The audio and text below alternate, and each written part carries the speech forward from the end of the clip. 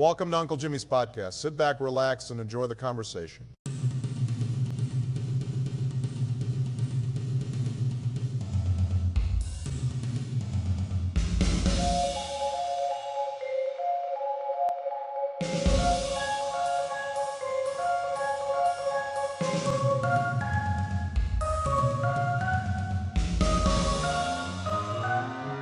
Good morning, good afternoon, good evening, everyone. I just want to let everyone know that today's hat is brought to you by Beantown Ambition, where they craft hats that embody the spirit of Boston, where style and hustle come together.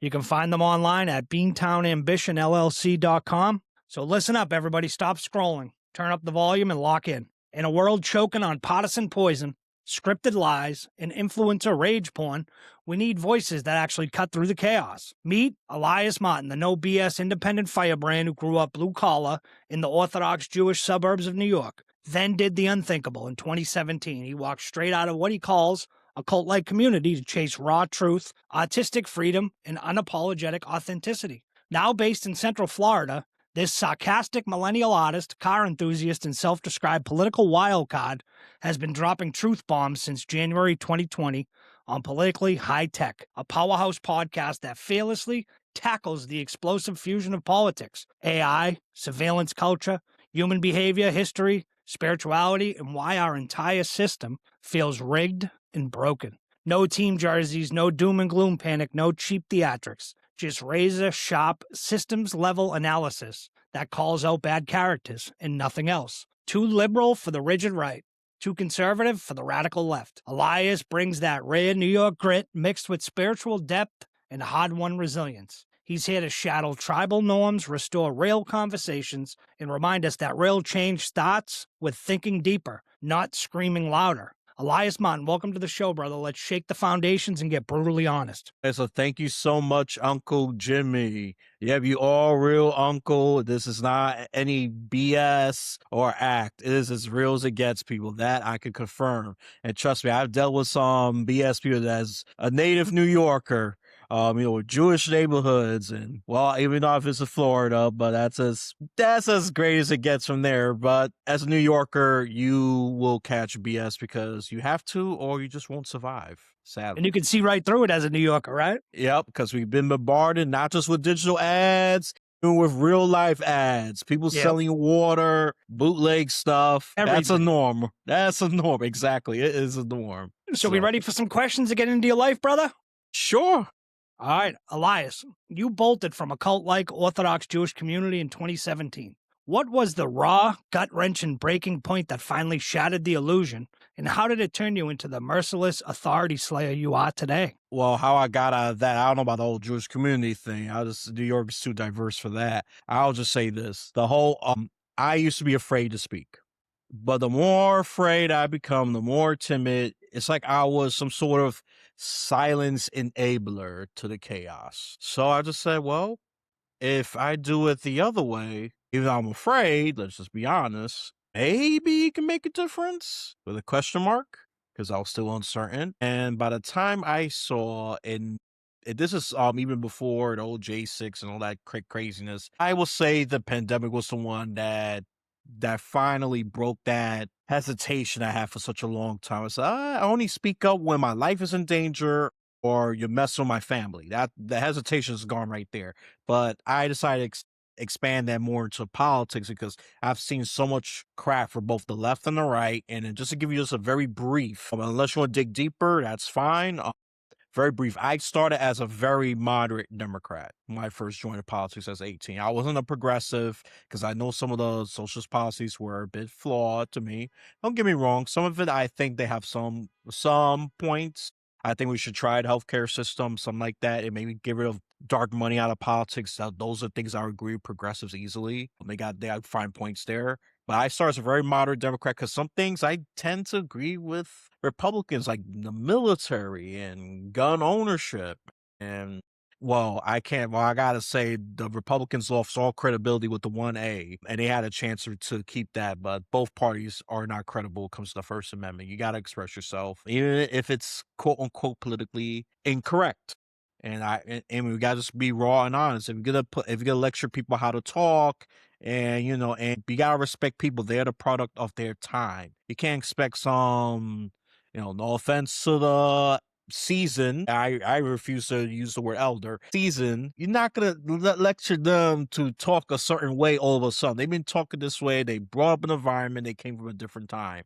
You could understand them or come to a common language, but not telling them not shove this stuff down their throats. And I find it's very arrogant. And so, look, use some ivory tower kids. You don't know what hard life is, okay? And that's my pushback. Say, no, if you experience life, okay, if you went through some struggle, you will have credence, in my opinion. But some of you come from comfortable parents. You don't know what it's like. So, excuse my French, you should just shut the hell up and enough of the lecturing. That's why the Democrats, they did bad in 2020. Well, I think the Democrats do, right, Elias? They have a way of just talking down. They don't want to have a conversation. They want to tell you, right? They don't want to have a conversation about it. They just want to tell you how it should be. And my frustration with the political party is both sides. There's no bipartisanship, right? And everybody laughs when you talk about bipartisanship nowadays. But everybody thinks now, right, in politics that it's he who shouts loudest has the best point, right? And that's not a conversation. In politics, you're supposed to have a conversation, right, where I'm open to anything. If you can sit there as a Republican and change my mind as a Democrat, I can sit there and shake your hand and say, hey, thanks. You know what? Thank you for changing my mind on that. That makes perfectly total sense, right? That's great. But when you sit there and you shout and you scream at me and try to get your points across, I'm not listening. And I think the civil conversation has gone out of politics. And unfortunately, everybody wants to be a friggin' pundit now when it comes to politics. Yeah, and double down and triple down on their own biases, just get an audience, and everything's about attention and clicks and all that. If it was about truth, honest conversation, I don't think my podcast would exist, to be honest. Yeah.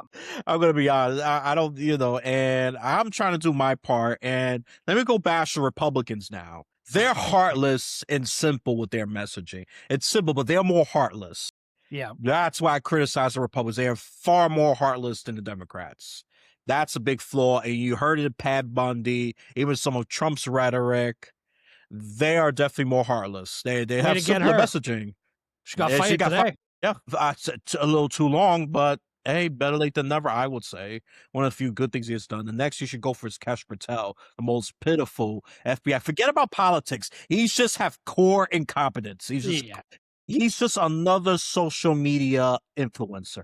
We don't need any more of that. We got millions of morons from both sides of the aisle. And even some of the moderate independents are dumb with their media, with the, I hate the term influence. I think that's my triggering word.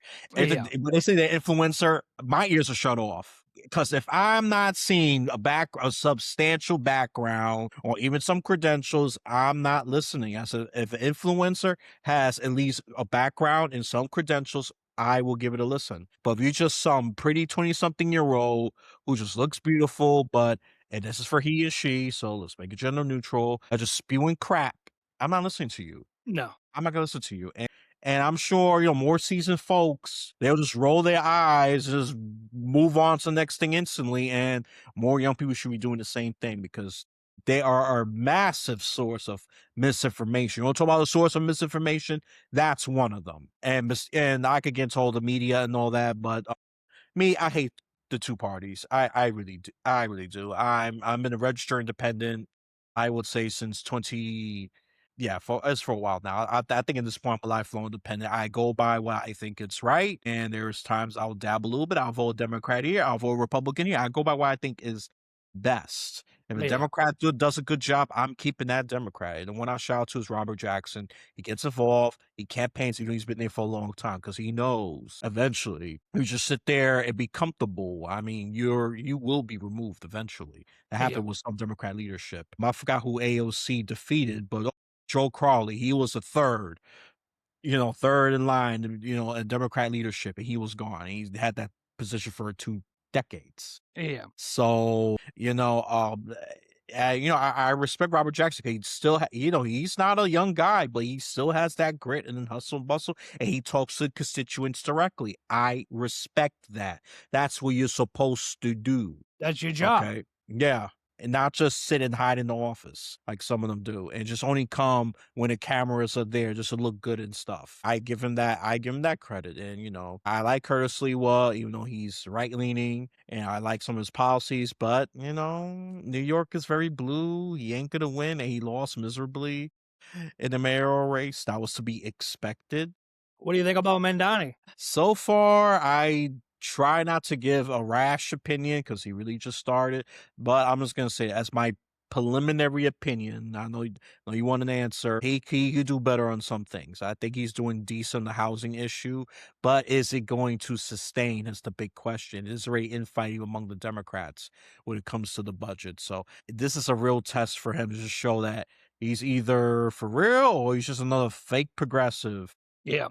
And I think he can do real good things I think he can do great things for politics if he sticks to what he said he was going to do, right? Which is what politicians should do. I was lucky enough. I had some time with him a 2 weeks ago. I met him, and he's out there shaking hands, taking photos. He was at an event where I was at, and he's young, right? He's young. But the one thing I say, and I even said it when Trump took office the second time, I didn't vote for Trump, but I told everybody, on my social media, give him a chance, right? He is the president of the United States. We have a democracy. He won, whether you like it or not, right? And the thing that frustrated me with the election was, look at how many people didn't vote, right? But now everybody wants to complain and everybody wants to be pissed off that Trump's doing this and Trump's doing that. Well, you know what? You should have went out and vote. That's one of our basic rights in America, to vote. Go vote. Vote, people. If you want change, you got to vote. And I tell people, if you really want to get involved, pick a candidate you like, go work on their campaign, make some phone calls, go hold some signs. Do your part if you really, really want to change things, because change isn't going to come from sitting your ass on the couch every day. That is exactly right. And I did my little part of when I used to join Unite NY group as to push for more rights for housing and even voter accessibility. That's one of the big things I try to collaborate people with. If you have that in your agenda, you have my support immediately, because New York laws are archaic and strict as hell. Why do I need to be a registered Democrat just to vote in a primary for Democrats? And that same thing applies to Republicans, even though their numbers are far smaller. Okay, far smaller. I mean, yeah, no, only independents can vote when it comes to the general election, not the primary. I think this is what they should do. They should have an open primary. I tried to push for it. It didn't go through. I was disappointed at the commission. What I called them, the recharter commission. They cowered out at the last minute because they had a lot of this activist group, most of them from the progressive left, and one even threatened to sue them. I said, you got no basis, but it was a fear tactic, and they fell for it. I said, I could tell, as this is from the Working Families Party, so that's one of the third party that's very progressive. Yeah. Leaning. They make Democrats look like Republicans and their policies and all that. So that's how progressive they are when it comes to the families. I say, look, I get why you exist, but it clearly worked. And I was just so angry looking, especially the Working Families Party. I think I had a funny feeling it was going to be so effective. I just said, look, and I told them, look, if you want to have your question really answered, put it in the ballot, which didn't make it. All the other things made it to the thing, which is good. The housing is another big thing for me. That made it through the ballot, which I'm happy that it did. That was a no-brainer. There were certain people against it, but the fight wasn't as strong. It wasn't as, but when it came to the open primaries, even the Republicans went against it. And of course, there's a lot more Democrats, and they had the numbers to make their charge even stronger just by numbers. But they both were against it because could it be big money interest, some influence in it? I said, California got their own little open primary system, and Democrats win. You're not complaining about that. About that, yeah. But they have a weird system. It's just a top two candidates regardless of party. And for some weird chance, if two Republicans do well, they can have a Republican governor. Yeah. Very rare, extremely rare, very unlikely, but that could possibly happen. And because the Democrat field is so divided in California, so large and divided, that it could open that weird window. So that's the system that they got, which is very interesting to me. I would just say have the best Democrat, Republican, of course, throwing an independent there. But that's the system that they got, and which is weird and interesting to me. But I don't want to dive too much into that. Is Madani, again, I just say when it comes to snowing, snow plowing, he could have done better. There was definitely room for improvement there. School organization, well, he could do a little better there. Housing, I think he's doing some good work there. I give him Yeah. that. Definitely making some impact. But I gotta say that the budget bill is gonna be the real big test. This is the one that people are going to remember, especially if he screws up. Yeah. So I hope he can stick to his guns here. I think it'll be a big win for him if he does. And if not, I mean, some progressives already turning against him. I think a little too rashly, if I would say. He's just started. Give him a Yeah. freaking chance. And look, I'm not the biggest fan of progressives, but give the darn guy a chance. Okay, just he started January, all right, right into New Year's. That's That's the you frustrating know, part. Nobody wants to give anybody a chance now. yeah, no, and I would say it's a Republican, Democrat, or whatever party you come from. You just give him a chance. 6 months, I'll start having my opinion and start speaking more unabashed and shameless about it. But I'll just say, so far, he's still got some work cut out for him. He's doing work like patching the potholes. I'll say that's good. But I just say try adjusting to more poor neighborhoods. So Yeah. he has good intent. I could say that. He's charismatic. He is talking to the people. That's another thing I gotta say. He does that well. He don't mind talking to the people. He don't mind getting people's, conversation, even with people he disagree, which I respect that a heck of a lot. We don't have that. This is why Cuomo lost, because he was in his ivory, he had the ivory tower mentality, Yeah.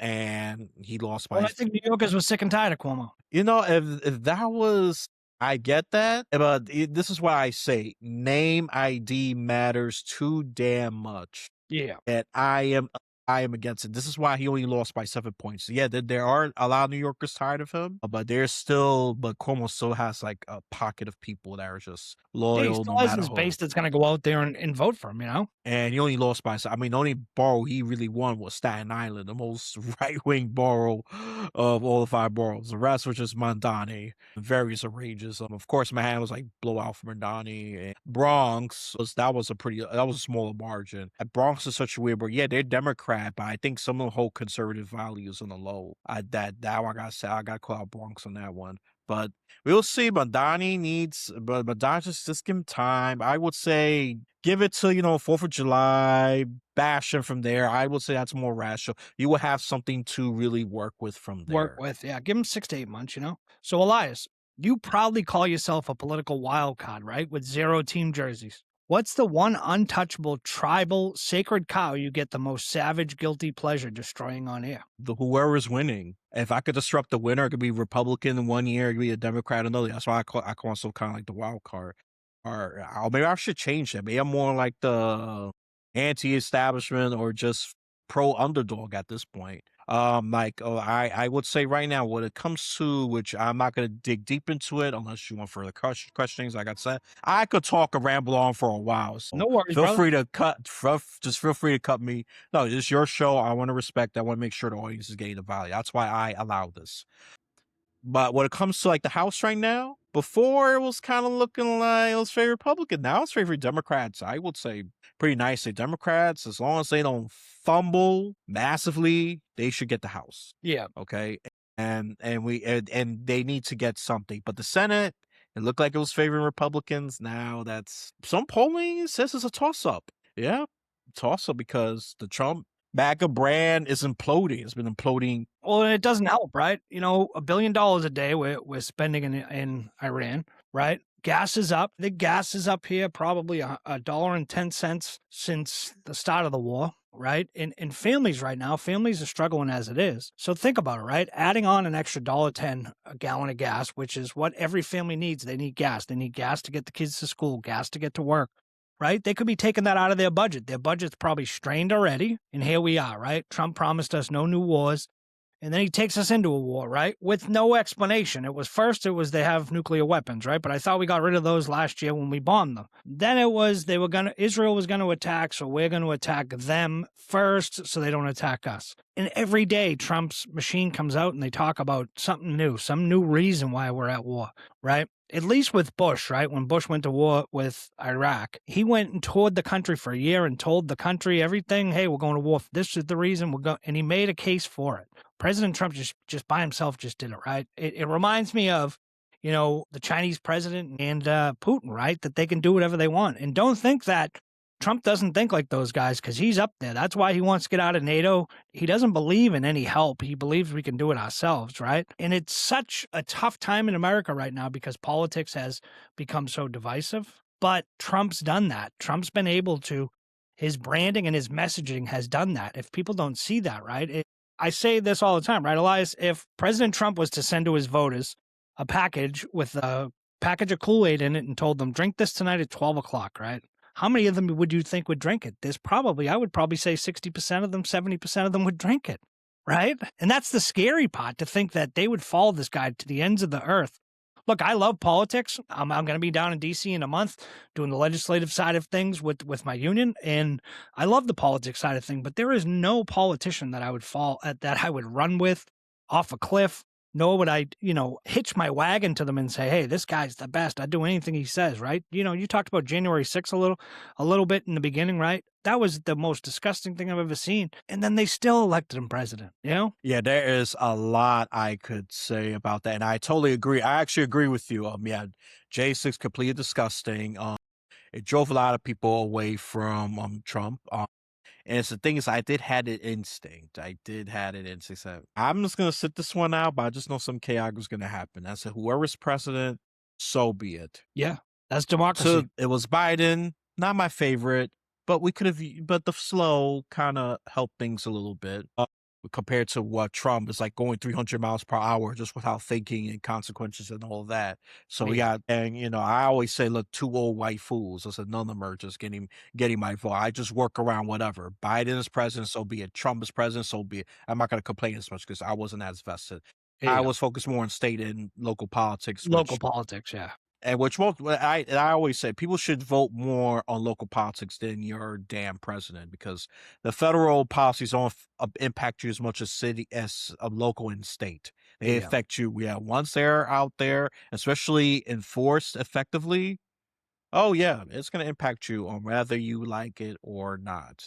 And that's why that's the case I was big to folks. I don't care if you're Democrat, Republican. Pay attention to your local politics and your state politics even more than your federal politics. Should you pay attention to federal politics? Oh, of course, you should. But I would say, if you're going to prioritize, be at least narrow-minded, just focus on staying local. And make sure you vote. Yeah, exactly. And not the other way around. A lot of people vote for president, and as opposed to midterms. The midterms, it reduces. And then when it comes to the off year, it's even much lower, which people wonder why that radical people could get elected with little challenge, because y'all asleep. You are asleep. You just choose not to. Oh, I'm gonna take a break. No, democracy requires work. And I like that one person said that. Democracy requires work. Not sitting your fat ass or just and it's not for anyone that's sitting on the sidelines either. Yeah. Yeah, no, exactly. So that's my thing with that. And look, Trump, I say his second term is far more radical, far more dangerous than his first. First, he was just getting the hang of things, and the moderate right was able to sabotage him. And I gotta say, I was actually cheering for the moderate right. Do what you got to do. If you're gonna backstab him, do it, because it actually did some good. However, since he's just got all loyalists, all Fox News people, I said, oh crap, this is Trump unleashed. And all this could be a different Trump. This could be a different Trump, because he understands, he has hands-on experience instead of looking from the outside about how the political system works. So it's but Elias too. I think the big problem with Trump 2.0 is that people don't realize everything he's doing, except the war in Iran, he told you he was going to do. He told you. This is the one time a politician, right, has told you, I'm going to do this, and he's doing it. And people are so frustrated. But I'm like, I sit back and throw my hands up and say, you didn't listen to him at the campaign speeches? You didn't listen to him when he said he was going to deport people? And I get into it all the time, because I loved Obama was one of my favorite presidents, and people still don't come to the conclusion and understand that he deported 3.5 illegal immigrants, right? But he did it in a way that nobody knew, right? He didn't put on theatrics. He didn't put on a show. He told those in DHS to, hey, go out and go get the worst of the worst and deport them. And I'm all for that, the worst of the worst. Absolutely. That's why Obama didn't get, I absolutely agree. I don't have much to add, because I just agree. And this is why, and the only thing I'm going to add is the hypocrisy of the media, too. On top of that, they don't like Trump. The hatred for them makes them lose credibility as well, and which I criticize. So I said, look, your hatred for Trump is so visceral and so obvious that you willing just to make him look worse than what he is. Just stick to the facts. You Yeah. don't need to add much to it. Especially like CNN, MS Now. I can't call them MSNBC because they Yeah. separated. MS Now, even ABC. Well, CBS is now right wing at this point. The way with that takeover. So and CBS and that. I mean, back then they were part of that group. Let me just be very clear. Well, think of this, They Elias, right? started. From 2020 when he lost, right? And I say this to people. If you really watch politics and you're involved, after Trump lost in 2020, he was gone, right? He went away. He was never going to do politics again, right? And what did the news media do? They kept Trump in the headlines for 4 years, right? And people don't realize this. It's messaging, right? That you're seeing Trump every day. It's messaging, whether you want to believe it or not, in your head. And then Trump got the momentum back and he came back and he won, right? Because I say it all the time. He had free campaign publicity for 4 years for free because all they wanted to do was talk about Donald Trump, Donald Trump, Donald Trump. If the media just let him go, you never would have heard from him again. He would have tucked his tail between his legs to Mar-a-Lago and he would have friggin' rode out into the sunset down there. I'll probably escape to another country for especially, those go after for some things. But hey, no, you're right though. And this is why I attack the media the most. Y'all made him powerful. No doubt about it. You media. Fox is a little different. They made him powerful in a quote positive and allegiance kind of way until they, until it becomes inconvenient. The media makes it powerful. And I used to say, rat, damn it, media. It's your fault. It's your freaking fault. I tried to say the F word, one of my favorite words, by the way. But you can But swear on here. We swear. I mean, like, no, like, what the fuck? What the actual fuck? No, Yep. the media. No, that's the thing. I bash the media more than anything, and I don't feel bad about it. If I don't get invited, I could probably say, fuck you. I don't care about y'all anyways. You're fake. You're part of the problem too. It ain't just Trump. Yeah. Mainstream I media is agree. the problem. Yeah, yeah. And with your slanting and your look, you're a corporate. You're the useful idiots for the corporations. You're just a broadcasting for the corporations. Okay, I don't care. You lean left, right, center, or mix in between. You're part of the propaganda machine. Yeah, I think I forgot what I was gonna say. I just want just like more solutions. Me, I try to look at the person as a human being.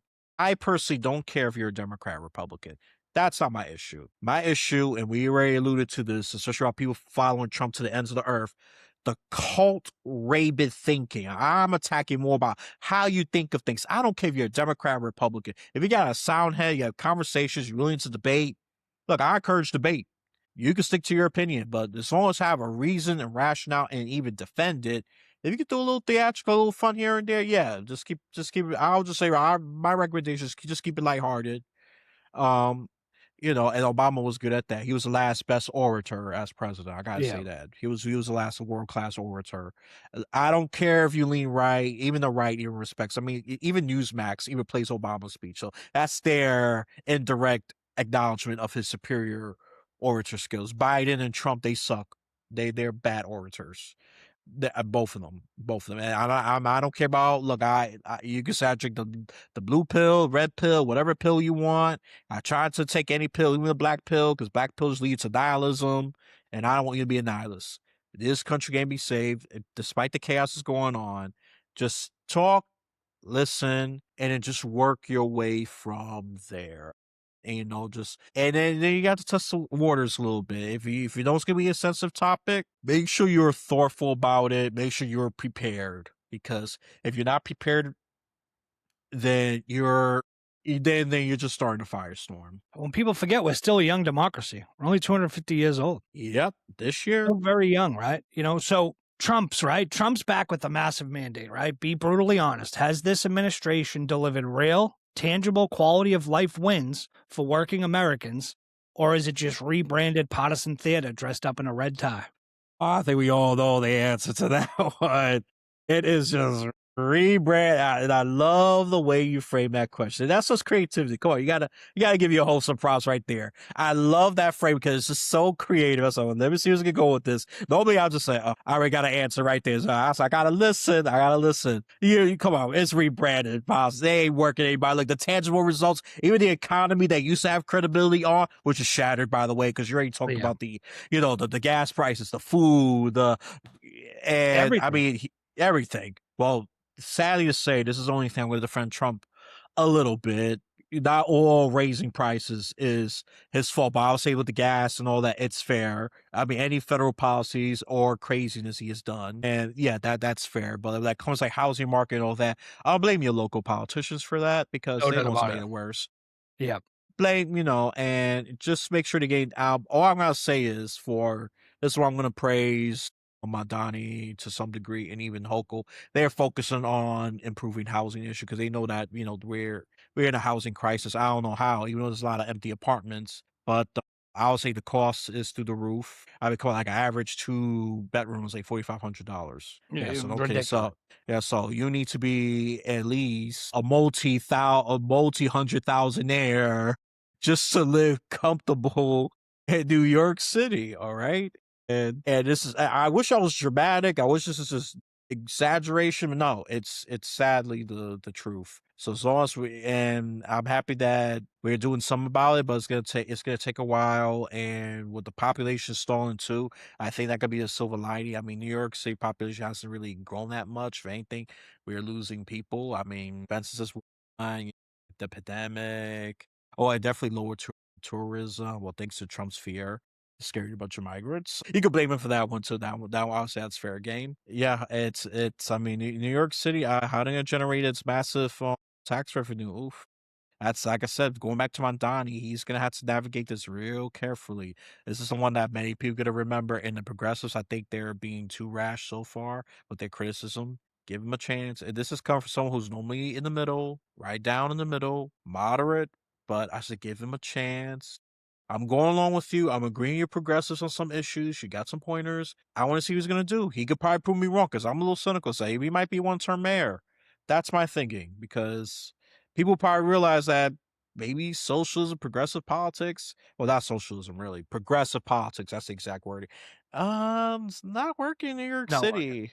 Yeah. But we'll see. But we'll see. This is to be decided. Time will tell. Again, I'm not going to make any definitive, observations, opinions, and all that. This is a developing story. Okay. And look, at my show, all I do is I try to get to know the person, what they do, and eventually I will challenge them, give them critical questions that I know is a weakness to their side. Yeah. That's what I do because I want to conversate, maintain relationship, and when it comes to any difficult conversation, whether as a friend, family, coworker, make sure you build some basic freaking rapport. If I would have went to Uncle Jim right in the middle of the street, I said, I think you are a fucking white supremacist. Just say that right out there. I don't know who he is, but I'm a far left progressive because he looks like my uncle that's a racist. Okay. And and just to give the hypothetical example, I mean, he will have the right to be defensive and maybe we have some fish exchange, it'll Yeah. be usually some body Especially in New York, education that's gonna happen. for sure. I mean, the most mild response you'll get is just a bunch of people give you dirty looks if you Yeah. wear a make America great again. And some of them are just not all MAGA people. Sadly, there's some nice ones that join my podcast as really have a civil debate. They got a little defensive because I asked some simple questions. Like, look, this is reality. I'm asking based on reality. I said I question the left too. I mean, I question. I think he's a smart guy, but I think his opinion was stupid at this instance. Well, Kamala Harris's ambiguity is going to be her advantage. I said, no. They'll rather pick a clear, corrupt person than her. I didn't say it was exactly. I was like, are you sure? Because being ambiguous is not the way to go. This is a tension-driven society, and Yeah. ambiguity is not going to work. It's You know, just she not had going to more work. billionaire donors than Trump. Oh yeah. I mean, she had the biggest war chest, I think, in history. Yet the Democrats they're Still low on lost. money. Yep. Yep, and still lost on top of that. So money is not always. This is what I say about money in politics. It's a booster, but it doesn't mean you're going to win. It's not a guaranteed victory, but it is a boost for sure. Because you can have people, you can have ads and all that. but it doesn't mean you're going to win.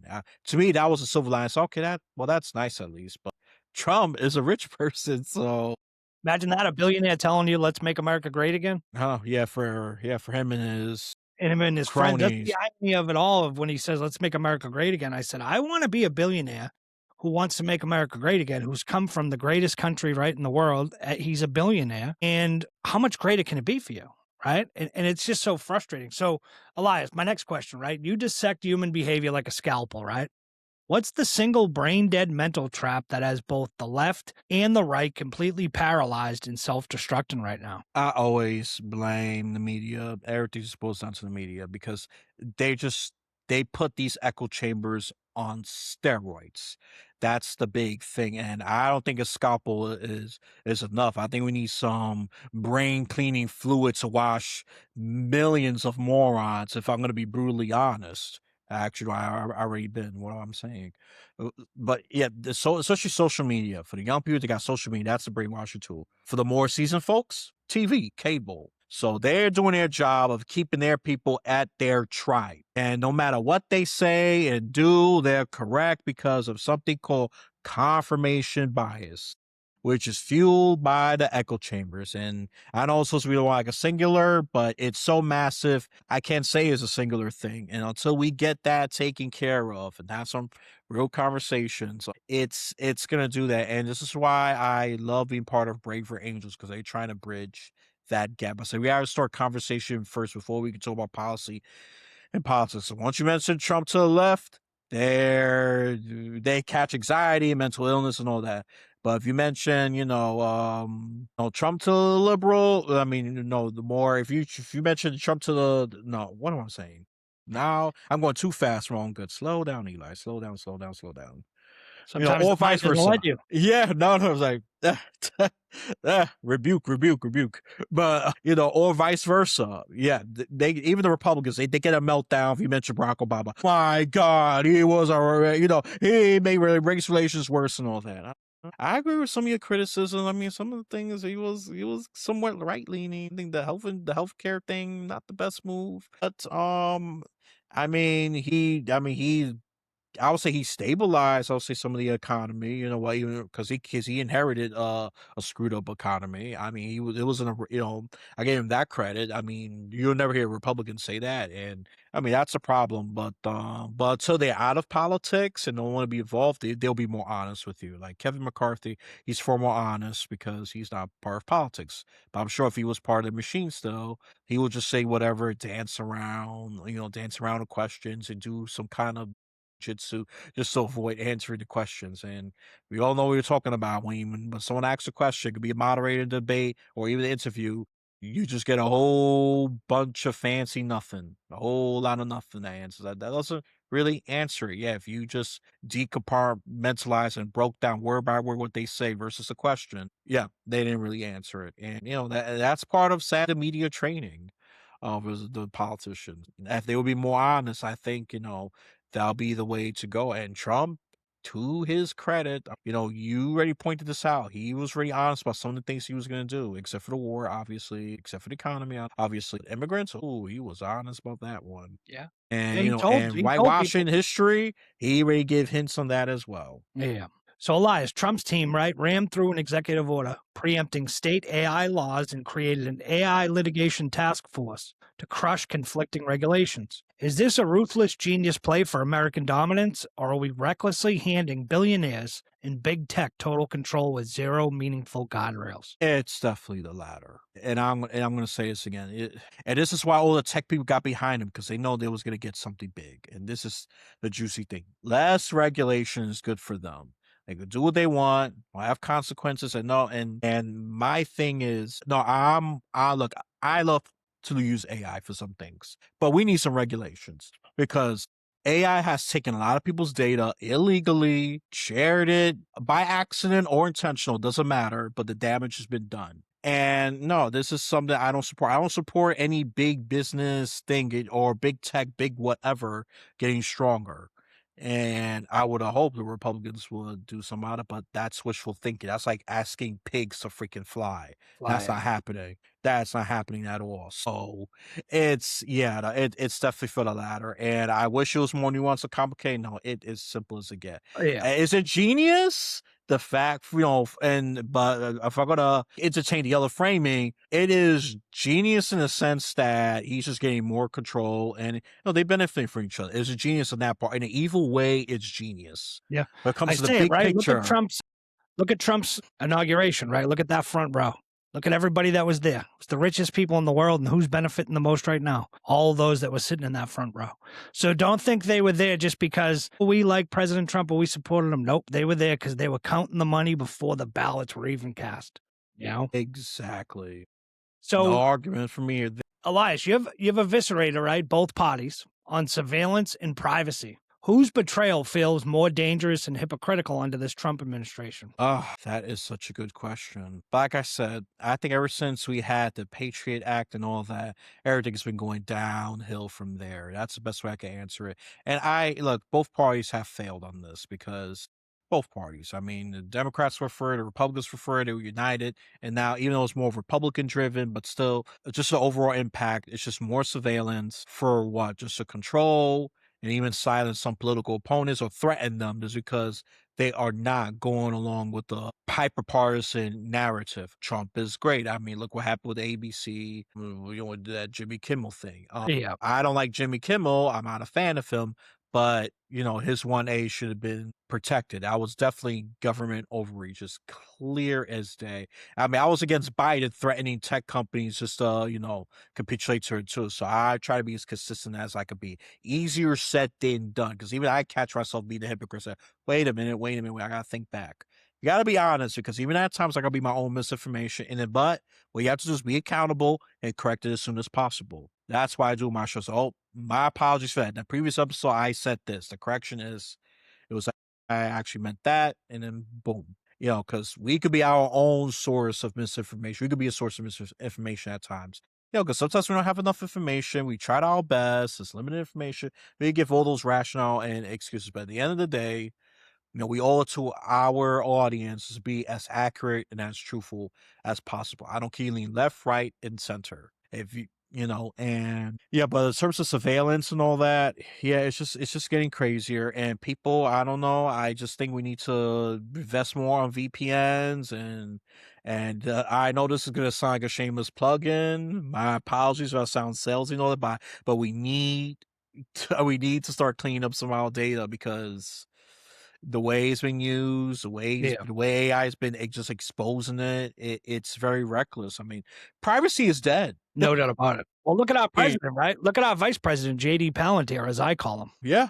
Our research Palantirs. See what they own. Yeah. See what they own. Facebook. Yeah. Instagram. Yep. And the algorithms are scarily upon us. 1984 book is coming to light. Yeah, I would say if we could probably debate what phase is it, phase 1 or phase 2. This is not the end. It's just gonna get crazy from here. And yeah, I'm for privacy, but that's gonna be so dead. You're gonna have to pay for so much VPNs and cloak and all that other stuff.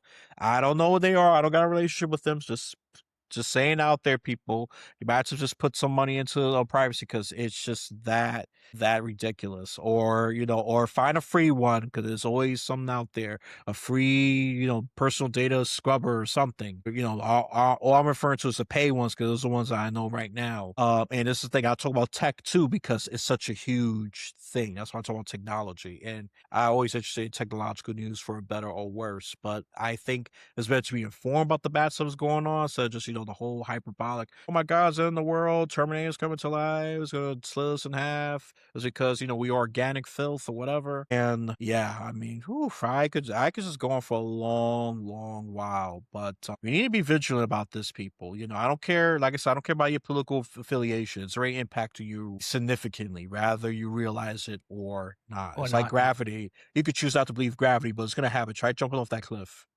Doesn't matter, you're atheist, you believe in God or Buddha, all that, you're coming down because that is the laws of the earth, okay? So that's all I'm gonna say about that. It is as certain as gravity at this point. So, Elias, psychedelics, right? Hip hop's raw power and undoing the artificial doctoring of humanity. Why do these keep smashing into your political breakdowns, whether listeners are ready or not? You know what? Because they're not children. If they're ready, go for it. If not, don't listen to the episode. And look, that's why I say I want grown-ups in my episode, because I will touch things that are taboo. I've talked about ghosts. I have talked about, hip hop culture.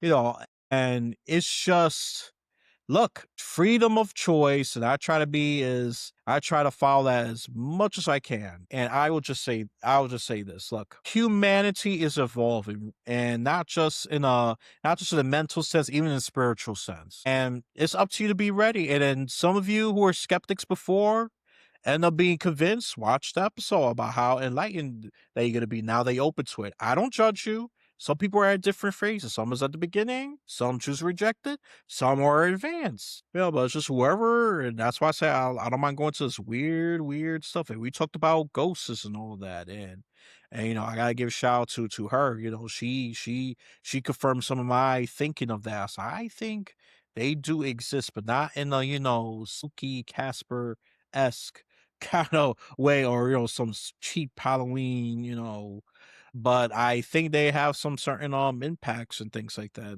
and I think, look, there's something much more than a physical realm. Just like Wi-Fi. Wi-Fi is mostly invisible. Oh, yeah. But we get it. Wind is mostly invisible, but it exists. Just because it is invisible, it doesn't mean it doesn't exist. That's my, thinking around that. So that's why I don't mind tapping to it. And let's be real, politics is so much doom and gloom. You need a break. No, no doubt about it. I did politics season 1 and I was just like, no more, no more. I do it daily, so it can get frustrating for me. So, Elias, right? Billionaires like Zuckerberg, Huang, and Ellison are now stacked on Trump's AI advisory council. From your tech savvy view, right? Is that turbocharging genuine innovation or just rocketing corporate capture and inequality into orbit? Oh, it's definitely the latter again. It is definitely the latter. I mean, if it was real innovation, it would be some small company or even a big company coming with something new. No, Yeah. American corporations, they are not about innovation most of the time. And if they are, they took the idea for a smaller company, they didn't make it innovation just for profits. And then Everything's just all run about them. just follow the money, follow the damn money. We New Yorkers know that. Follow, get the Benjamins, all of that. Just follow that damn money. Just follow the paper trail money. That's all you need to do, just to see why they're doing this, why they're pushing for this, why they want more regulation for their opponents, but less for them. Everything's about money. That's why I agree with progressives once again. Get rid of dark money out of politics. Well, I And think let's all see. money, not all money, but money out of politics in general, right? Because now it's just with the amount of dark money, it just rigs the system to, if you can't outraise, like I had a kid on Christopher Rivers who was down in Connecticut, and the Democratic Party told him, you need to raise at least $3 million to get in this race. And he's like, how the hell am I going to do that? $3 million, right? And I think with the more money that comes into it, you're just going to have the status quo, the same people, the same politicians pushing the same policies, right, that only benefit the top and never comes down and trickles down to us, the middle class, or even to the poor. So, Elias, history, right? History is your sharpest weapon on the show. Which ugly chapter from America's past is repeating most dangerously and obviously right now? Such a good question, and I've said this before. I don't want this to happen. I want to be wrong. I want to be called crazy. Okay, that's good for you. But if I'm right, we are heading towards a new civil war based on ideology. It's not based on slavery like the last time, and we have far better, deadlier weapons. So it's going to be more bloodier for sure. There's going to be states fighting among each other, blue states and red states, just chopping each other up, blowing each other up, EMT, whatever the heck you want to think of. We have far more deadlier weapons than on the 19th century. So I hope I'm wrong. I could see us heading down that path. Politicians are more angry at each other. I mean, what was the thing? That was the example I could think of. Oh, during the freaking Civil War, politicians literally beat up, even killed each other. It was like several deaths in there because that's how violent it got. But we are heading in that direction because it's a lot more shouting matches than before. And in the hearings, they have become nothing but a freak show spectacle to some people. Yeah. So Trump, right? Trump swore he'd crush radical left extremism. Has this administration actually cooled the culture war fever, Or did they just flip the script and crank the outrage to 11? Yeah, well, they have flipped. Yeah, they cracked the outrage more towards the right this time because people just say, "Look, wow, yeah, I kind of sympathize with you with some of this woke stuff about the trans going to the women's bathroom, but y'all are just as crazy, if not, or crazier than the Democrats. I mean, what the heck is going on? The way you just, especially with the ICE, they have beaten up, even killed Americans, legal migrants. Like I said, I am for getting rid of the criminal migrants. That's not the majority. Let's be clear. And that's one thing I would have agreed with ICE. Get the worst of the worst, those who have raped, those who has murdered, and make sure you have proof because, they're entitled to due process. Not just gather up whoever looks like Julio and just because they have a funny accent, they could be legal citizens too, just got a strong accent. And that's what's the case with some of them. And sadly, some of them were killed. Doesn't matter you're a U.S. citizen, legal immigrant, or illegal immigrant. You're getting treated like a rabid creature when you get locked up in those ICE centers. And I'm happy that New Jersey's having to push back with that. 'Cause I think they try to build an ICE center there. Mikey Sherrill, she's one of my more favorite Democrats because she's more level headed and all that. Even though I am not in New Jersey, and even though that is my next door neighbor, if I got not gotta if I want to be informed what's going on in New Jersey, because it will indirectly impact me when I go there. So that's why I pay attention to New Jersey politics to some degree. And I say it's like, I know not everyone got the bandwidth, but again, if you need to just select your target, listen to local politics. And if you're a traveler, in your horizons. But if you're going to stay in a local area, just at least listen to local politics in state. Because again, I repeat this again, and I know I'm sounding like a broken parakeet. The laws impact you far more greater than federal laws. The federal laws will impact you, just not as much as state and local laws, because you have to obey them, and you'll get ticketed, and then if worse, jailed if you keep violating them. So, Elias, I got 2 more questions before we end, right? But just let people know where they can find you. Well, I am on YouTube. I already took down the so-called Twitter account because it was just, I was just done with them. But I will be expanding to Instagram, so that'll be the replacement. Coming soon on that. I don't have that set up yet, but you can just find for now YouTube. And I got a whole list right here because sometimes I'm a little forgetful. Yep, shame on me for being ill prepared for this part, people. All right, let me go get my profile right now. I'm just being brutally honest. I'm on Facebook, I'm on LinkedIn, I'm also on Rumble. Okay, that's where you can find me. And where can they find the podcast, Politically High Tech? YouTube? Oh yeah, YouTube. For the show, YouTube. And then if you want the audio versions on Apple Podcasts or Buzzsprout, wherever you use. And there's also Rumble as well. Even though I gotta catch up with Rumble, that's my secondary, just in case YouTube acts funny. Because like I said, certain things like I said, I'm left wing on some things, I'm right wing on some things. That's why I am independent. And and I think that's the way most people should be. You're not a Democrat or a Republican at the end of the day. You'd be surprised you might be more Republican on one issue and more Democrat on another. Let me just expose Robert De Niro. He's against that tax hike for the millionaires. Yeah, he's been supporting Democrats. Breaking with the Dems on that one. That's just one interesting example. You're not a full Democrat or Republican, even though you want to try. So at the end of the day, if you be honest, and it's not a bad thing. It's not a bad thing. Just makes you interesting. Okay, that's what I'm gonna say to you. Yeah. So, Elias, you preach, right? Civic engagement and restoring real conversation. Give us the one ballsy, immediate step every listener can take tomorrow to fight this polarization cancer before it kills the republic. One ballsy thing. Well, there are several, but if I'm going to just stick to one ballsy thing that could just cut through that, just be honest. If you was a Trump voter, that's risky for some. But look, I was this, but I used to believe in that and that and that. Don't make the story too long though, because people have short attention spans. But I've learned my ways and blah blah. And, just accept people for who they are. If you want to be vulnerable and honest, I applaud you for that. That's not always easy for me either, because I don't always want to be sometimes I can be prideful. Like, I don't need to do this shit. What? That's weak. I'll give you a funny little story, right, about being honest in politics. So we had the mayor election here in Boston, and we have Mayor Wu, who's the incumbent. She won. But we also had Josh Kraft, the son of Robert Kraft, the owner of the New England Patriots, running as well. And I went to about 8 or 10 events with hundreds of people there, and I couldn't find one person that was voting for Michelle Wu. Not one person that would admit to vote for her. And then The election came and she got 76 or 74% of the votes. And I said, I was in a room, I met thousands of people. Not one person admitted they were voting for her. And that's the whole thing with politics. Like even with Trump, people around here in Boston, I'd never vote for Trump. I'd never vote for Trump. My whole thing is that's the greatest thing about being in a democracy, right? You have the right to choose your candidate. That's what people fought for this country, right?